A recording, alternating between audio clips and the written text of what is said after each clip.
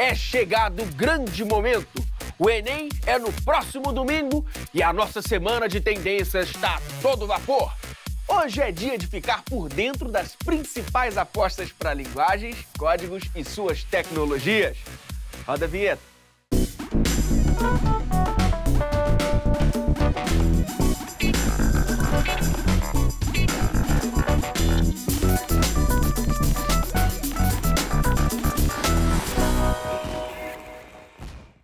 Hora do Enem no ar e a gente continua no pique de analisar as principais tendências para 2018. Hoje é dia de linguagens, códigos e suas tecnologias e para falar de língua portuguesa eu convido eles, professores Marilúcia Corel e José Jorge. Por gentileza, professora Corel, né, professora? JJ? Tranquilo? Seja bem-vindo, sejam bem-vindos. Obrigada. Quero saber qual tendência mais marcou as provas dos últimos anos. Em relação à língua portuguesa, o aspecto principal é a interpretação de texto.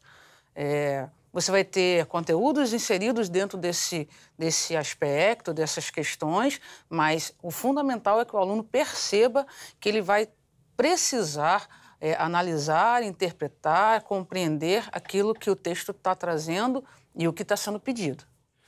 Professor JJ, 2017 manteve essa pegada? 2017 mantém, até porque eu costumo falar que as provas, de uma maneira geral, elas têm perfil. E o Enem não é diferente. Você tem uma banca, né, ali que segue um perfil. Por isso que eu sempre falo para o aluno, é dever dele, claro, refazer o máximo de questões possíveis sempre, mas é o dever dele refazer os 6 últimos anos. Porque a prova mantém uma base, um estilo, é o que a professora falou. Em interpretação, se você pensar em porcentagem, nós temos 28% de questões nos últimos 4 anos. Né? Então, se você pensar em gênero textual, você tem aí mais 20 e poucos por cento. Já tem 60% da prova baseada em texto. Olha aí. Não que gramática não seja importante, claro. Eu sempre falo, né? Gramática tem, em porcentagem também cai o quê? 2%, 3% de questões gramaticais. Mas a gramática ajuda muito na interpretação do texto e ajuda muito também na hora de fazer a redação, já que a competência 1 é gramatical ortográfica. E esse ano, vocês acreditam que vai seguir essa tendência? Acredito que sim. A tendência é essa, o perfil da prova é esse. Então, é muito texto, é muita interpretação, muitos gêneros textuais sendo utilizados e as questões gramaticais entrando para diferenciar um elemento, despontar algo citado no texto, um detalhe que vai fazer diferença. Então, é preciso que o aluno perceba. Ele vai ter que ler, ele vai ter que interpretar e, obviamente, ter que ter um conteúdo para poder dar conta daquilo que a gramática de como a gramática vai aparecer ou como que vai ser tratada. Bom, vocês trouxeram questões para exemplificar tudo isso, tá certo? Sim. Exatamente. Então, bora começar pela sua, professora? Sim. Bora lá? Vamos lá? Então, bota aí pra gente.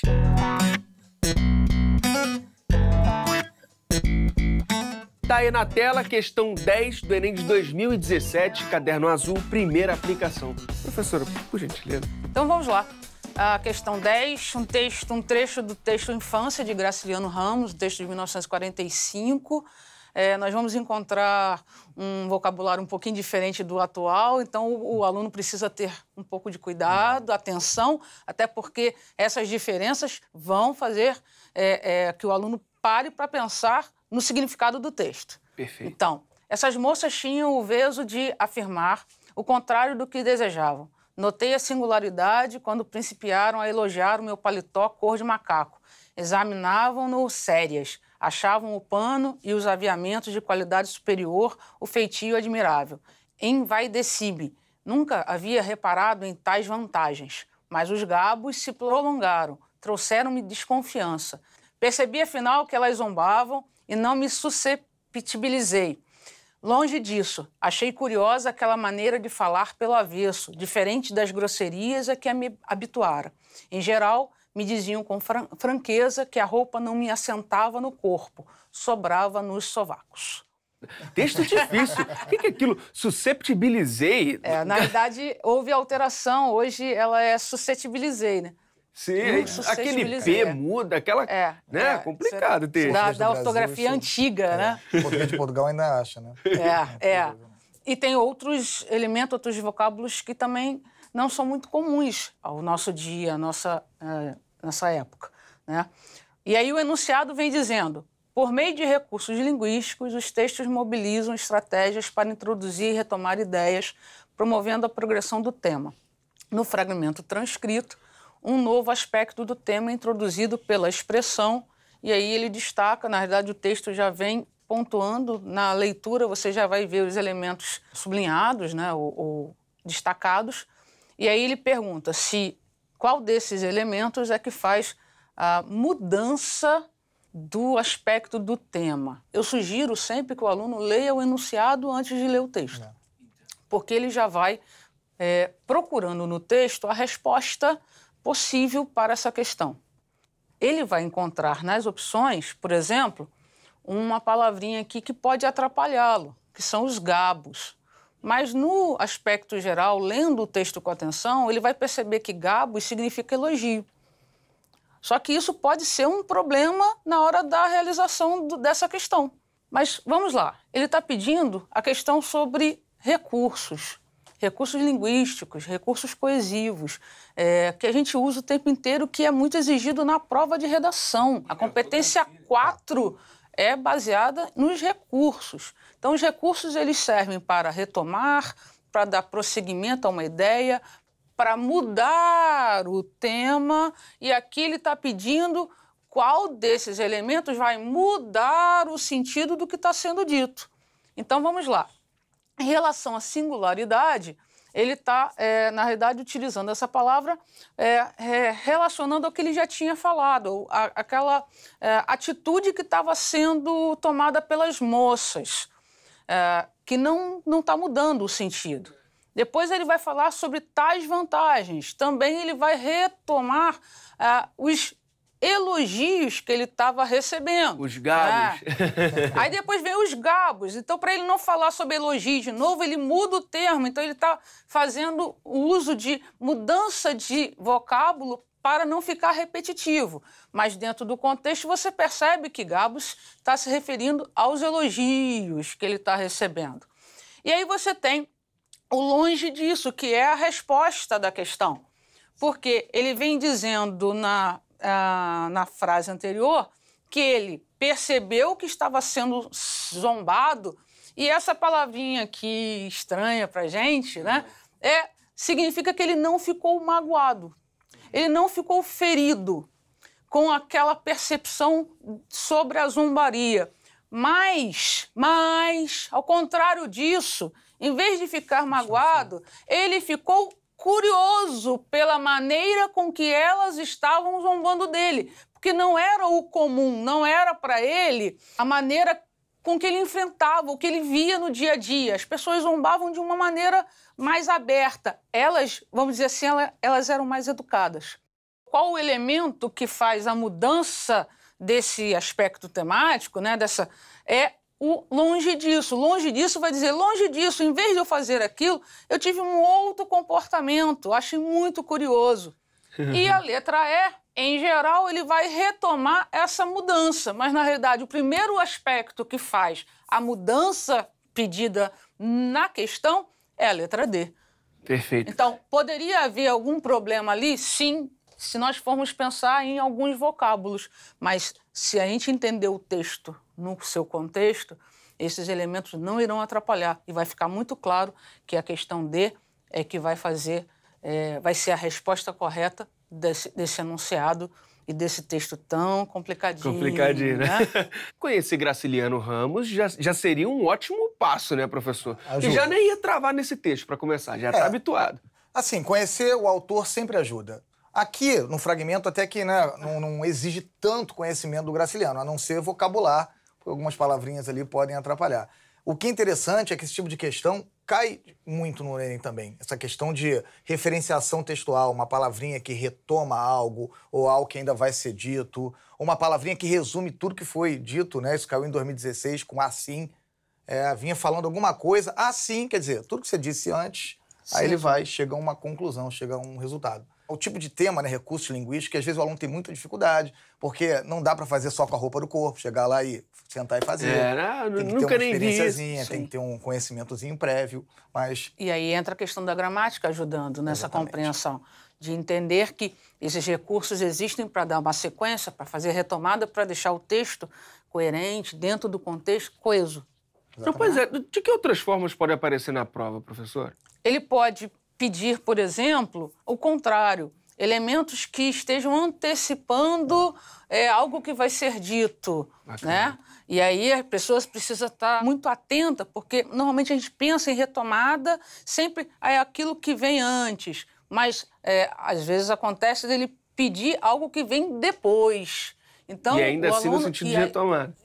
Não é retomada, mas é uma antecipação. Desculpa. Mas aí o aluno precisa estar atento, porque o recurso, esses elementos coesivos, eles podem tanto olhar para trás como antecipar, olhando para frente. Eles têm um nomezinho técnico, né? Anáfora e catáfora. Isso.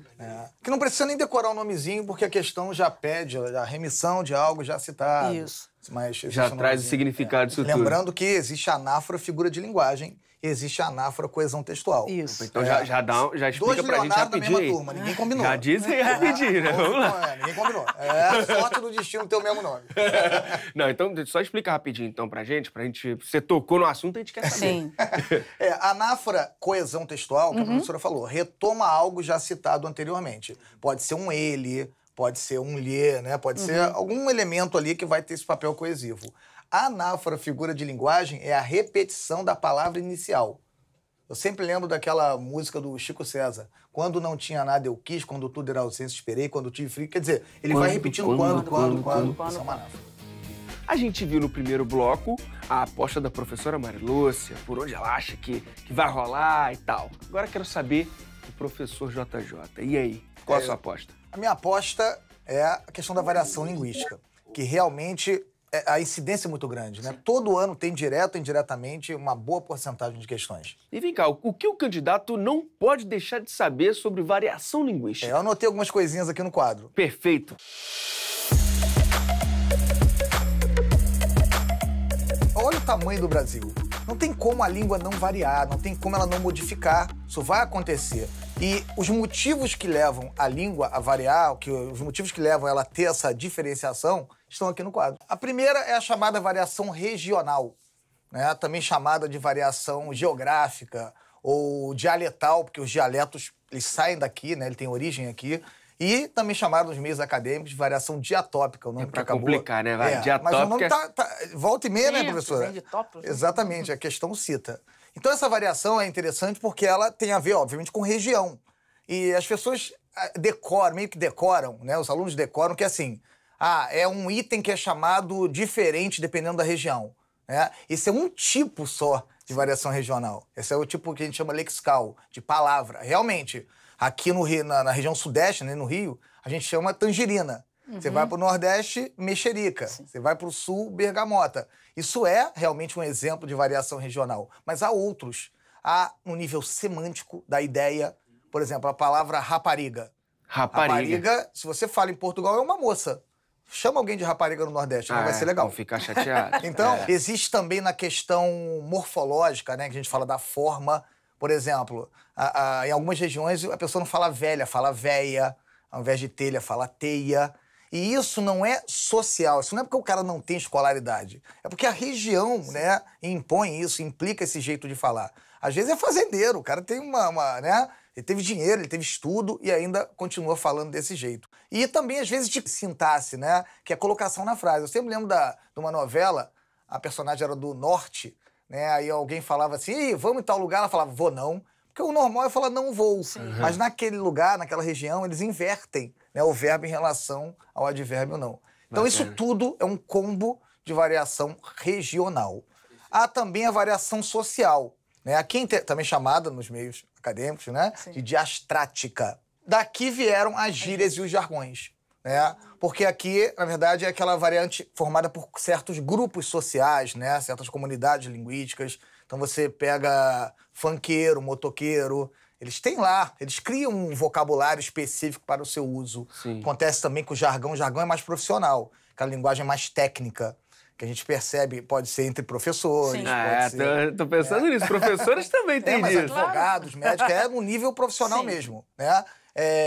interessante o cara que fala problema, tauba. Repare que aqui já é num nível mais realmente social. Alguns colocam razões sobre escolaridade, né? A número 3 é a situacional. Ela difere um pouco da social, porque a situacional é de situação, é contextual. Também chamada de diafásica. E a galera embola um pouquinho na hora de diferenciar. Pois é, tudo com dia.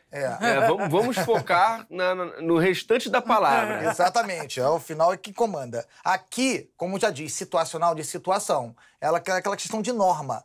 A norma culta, a norma coloquial, né? A literária. Você está numa palestra, a situação envolve falar de maneira culta, né? Sim. Padrão. Eu sempre falo que tudo tem regra. Sim. A diferença é que a culta tem prestígio. E aí, coloquial não tem. E aqui que o aluno precisa ter muito cuidado, porque, por exemplo, na redação do Enem é pedida a norma culta. Então, para que não haja nenhum problema na sua construção textual, ele precisa seguir as regras ditadas pela norma culta. Tem que... Eu sempre falo que também não precisa ser tão formal, não, né? Mas... Porque é locutor médio, geralmente é o que eles exigem ali, mas não tomando cuidado para não cair do lado de cada força, né? E por fim, a variação histórica. Históricos, a gente já pensa em tempo, realmente, a variação cronológica, também chamada de diacrônica. O diacrônica é a análise ao longo do tempo, né? Tem sincrônica num tempo, diacrônica ao longo. Aqui envolve realmente palavras que entram e saem de moda, palavras que vão mudando ao longo do tempo. Como na questão anterior. Isso. Cabos. Susceptível, susceptibilidade. Que houve mudança, então também. Exatamente. Show de bola. Você elaborou uma questão sobre isso pra gente ver agora. Vamos lá. Já tá na tela. Tá na tela? Fica à vontade, então, professor. Antes de ler o texto, mais que seja um fragmento curto, dá uma olhada na questão, né? Perfeito. Dá uma olhada no autor, né? Vê se você reconhece, porque isso pode te ajudar na hora de fazer a questão. SOS Português Nova Escola. Né? Tudo bem, eu conheço Nova Escola, eu conheço a revista Nova Escola, a professora também conhece, nós somos da área, a gente vai conhecer. Por mais que o aluno não conheça, a questão vai ajudar. Tá lá, ó. O assunto tratado no fragmento é relativo à língua portuguesa e foi publicado em uma revista destinada a professores. Uma revista destinada a professor. O público-alvo é professor. Você imagina uma revista com linguagem coloquial, informal? Então vai ter uma linguagem não só culta, mas principal. Né, provavelmente com temas ligados à área dos professores. Então vai ter uma linguagem mais destinada... Eu não quero falar a resposta, eu tô só... Olha só, já dava para fazer sem ler. Só pelo enunciado eu já tenho um direcionamento. E aí tá, entre as características próprias desse tipo de texto, identificam-se as marcas linguísticas próprias do uso. Você já elimina ali rápido regional. Sim. Não vai ter uma revista para professor, não é só para professor gaúcho, não tem isso, né? Não tem isso. Literário, porque você vai ter um poema, mas na hora de passar o conteúdo, eles vão, obviamente, privilegiar. Então já elimina A, B, fica com técnico, que pode ser, Sim. que é linguagem técnica, é uma linguagem destinada àquele grupo profissional, os professores. Coloquial vai estar... Olha só, você já praticamente tem a resposta. Você já praticamente tem. Só com enunciado. A gente vai ler para confirmar. Então, SOS Português, por que não pronunciamos muitas palavras de um jeito diferente da escrita? Pode-se refletir sobre esse aspecto da língua com base em duas perspectivas. Na primeira delas, fala e escrita são dicotômicas, o que restringe o ensino da língua ao código. Repare que, ele fala de fala, língua, código, dicotomia, né, entre ali a fala e escrita. Isso é muito técnico. Aí você fala, mas tem um daí, tem um informal ali daí. Mas não é predominante, né? E o daí, para alguns, nem é tão informal assim. Daí vem o entendimento de que a escrita é mais complexa do que a fala. Então ele vai realmente ligando, né, o assunto à profissão. Esse seu ensino restringe-se ao conhecimento das regras gramaticais, sem a preocupação com situações de uso. Outra abordagem permite encarar as diferenças como um produto distinto de duas modalidades da língua, a oral e a escrita. A questão é que nem sempre nos damos conta disso. É um texto vinculado à área, ao grupo profissional professores. Então a linguagem atende a essa perspectiva, gabarito, letra C de casa. Técnico, por meio de expressões próprias de textos científicos. Exatamente. O resto, pela conformidade com as normas da gramática, isso está certo. Exatamente. O problema é o literário. Sim. O literário elimina. De que outras formas esse assunto pode aparecer na prova? Como eu coloquei no quadro, pode ter uma palavrinha que mudou ao longo do tempo, a gente vai cair na variação histórica. Você pode pegar essa situação, né, como já caiu, de regionalismo envolvendo o cara que fala teia. Tem um poema do, acho que do Manuel Bandeira ou João de Andrade, eu confundo sempre. Que ele brinca com isso, telha é teia, velha é véia, né, ele vai mostrando isso é regional. Então, é comum cobrar nesse nível, né, buscando ali a questão a partir social. de gêneros textuais, do texto. Então, coloca um gênero lá da internet. Então, vai ver aquele código rápido. Abreviatura. Exatamente. Ah, não, botar um gênero teatral. Aí já vai ter, né, uma linguagem característica do teatro, enfim. Olha aí, o gênero então, comanda também. Então, reforçando o gabarito... Letra C de casa. Isso aí. Professores, por gentileza...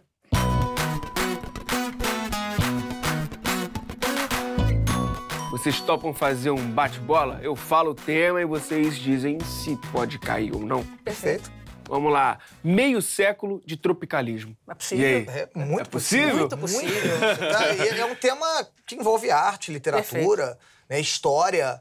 Então você tem um tema aí que é multidisciplinar. Sim. Um tema amplo, né? E a gente precisa entender que as questões de língua portuguesa, elas trabalham essa interdisciplinaridade. Então, trabalhar tropicalismo te abre um leque imenso de possibilidades, né? Então, é um tema interessante, é uma questão que dá para postar. Show de bola. Centenário da morte de Olavo Bilac. Parnasianismo não é um tema tão recorrente, né? Mas já aconteceu. E, obviamente, ele é o representante principal. Sim, até porque os modernos, né, eles, de certa forma, eles dão uma agulhada nos parnasianos, no romântico, quer dizer... Tem uma interação entre as escolas aí. O modernismo talvez a escola mais cobrada, né? Sim, que é mais próxima da gente, é século XX, é agora, ontem. Tá na esquina.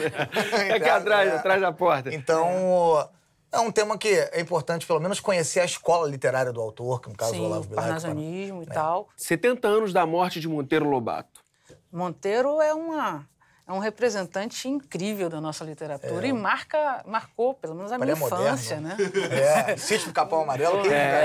A questão dos programas de televisão que retomaram os textos dele. E ele não escreveu só para criança, né? Não foi só texto literário. Ele tem muita crônica, ele tem materiais muito interessantes para adultos também. E ele foi um autor muito importante. Então, Monteiro Lobato é um nome interessante também. Vale a pena. Não é tão distante da gente, é pré-moderno, está no início do século XX. 80 anos da publicação de Vidas Secas. Essa é a minha maior aposta. Eita, olha aí. O tropicalismo também é muito interessante, tá? Mas a Vidas Secas é uma obra, assim, uma referência, né? Sim. O Graciliano Ramos, para alguns, é um Machado de Assis do século XX. Perfeito. É um cara que tem uma capacidade descritiva sensacional. A descrição é muito pesada, você se sensibiliza mesmo com a capacidade de escrita daquele autor, né? No caso do Graciliano. É uma obra que eu acho que vale a pena o E é um nome que sempre cai. Não só a Vidas Secas, né? Mas Graciliano Ramos. De ver ano passado caiu, então é possível que ele venha novamente. Exatamente. Por conta dessa marca aí, né? Dos seus 80 anos. Professores, agora aquele conselho de última hora para o pessoal que vai fazer a prova e está chegando. Esse é o momento de acalmar o coração. Faltam pouquíssimos dias. Tudo que tinha que ser visto já foi visto. As pessoas precisam acreditar, né, que fizeram o seu melhor. E aí agora é respirar, organize-se, durma, se alimente bem, deixe toda a documentação, material para levar separadinho, não esqueça nada, confira o endereço de onde vai ser a prova. E aí, professor, seu conselho? Eu sigo a mesma linha da professora. Esse pré-prova tem que estar tudo muito organizado, muito certinho, né? Roupinha leve, né? Em relação, a professora disse o pré-prova, eu vou falar na hora da prova. É confiança. Eu acho que confiança é tudo. E sentou lá.